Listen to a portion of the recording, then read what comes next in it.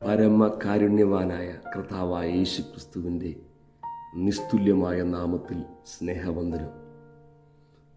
1 യോഹന്നാന്റെ ലേഖനം 3-ാം അധ്യായം അതിൻ്റെ 9-ാമത്തെ വേദഭാഗത്തിൽ നാം ഇപ്രകാരം വായിക്കുന്നു: ദൈവത്തിൽ നിന്ന് ജനിച്ചവൻ ആരും പാപം ചെയ്യുന്നില്ല, അവൻ്റെ വിത്ത് അവനിൽ വസിക്കുന്നു.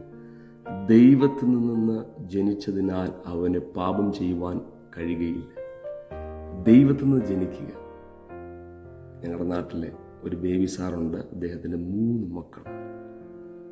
2 പേരും നന്നായിട്ട് പഠിച്ചു. ബേബി സാറിനെ പോലെ നല്ല ജോലി, നല്ല സാഹചര്യത്തിൽ അവർ ജീവിക്കുന്നു. അവർക്ക് ദുശ്ശീലങ്ങളില്ല.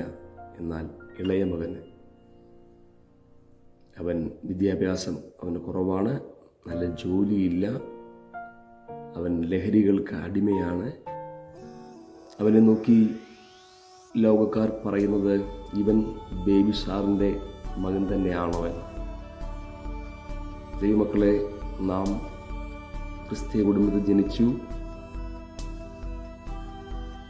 ദൈവമക്കളായി എന്ന് അഭിമാനിക്കുന്നു. എന്നാൽ ദൈവത്തിൽ നിന്ന് ജനിക്കാത്തിടത്തോളം കാലം ദൈവത്തിൻ്റെ സ്വഭാവം നമ്മിൽ ഇല്ലാത്തിടത്തോളം കാലം നമ്മൾ പാപത്തിന് അടിമപ്പെട്ടുകൊണ്ടേയിരിക്കും. എന്നാൽ ദൈവ സ്വഭാവം നമ്മിൽ വെളിപ്പെടുമ്പോൾ പാപത്തിന് നമ്മുടെ മുമ്പിൽ നിൽപ്പാൻ കഴിയില്ല.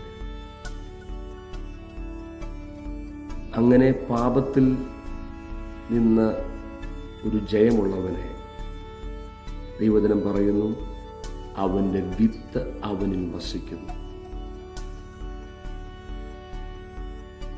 പാപം ചെയ്യാത്തവൻ ദൈവത്തിൻ്റെ വിത്താണ്.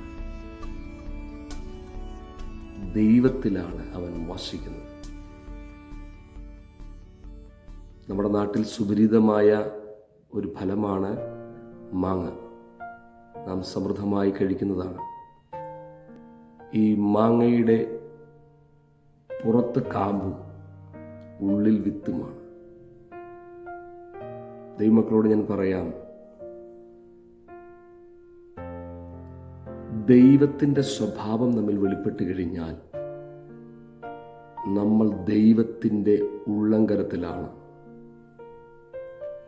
ദൈവത്തിൽ നാം വസിക്കുകയാണ്, ഒരു വിത്തായിട്ട് വസിക്കുകയാണ്. നമ്മുടെ ചുറ്റും കാമ്പായിട്ട് ദൈവമഹത്വം നമ്മെ പൊതിയും. ഈ സന്ദേശം കേൾക്കുന്ന ദൈവമക്കൾ, ദൈവ സ്വഭാവത്തിൽ ജീവിക്കാൻ കഴിയാത്ത ആരെങ്കിലും ഉണ്ടെങ്കിൽ, ദൈവ സ്വഭാവത്തിൽ നിങ്ങൾ ജീവിച്ചാൽ, തിരുവചനം പറയുന്നു, നിങ്ങൾ എന്നിലും എൻ്റെ വചനം നിങ്ങളിലും വസിച്ചാൽ നിങ്ങൾ ചോദിക്കുന്നത്,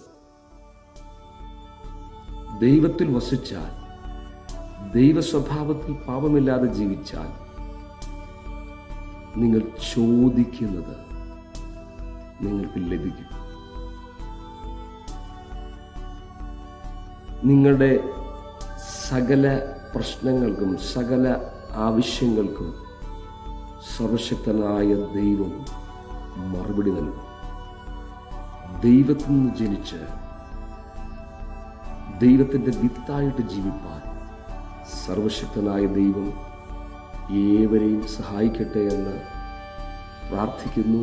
സർവശക്തനായ ദൈവം എല്ലാവരെയും അനുഗ്രഹിക്കട്ടെ.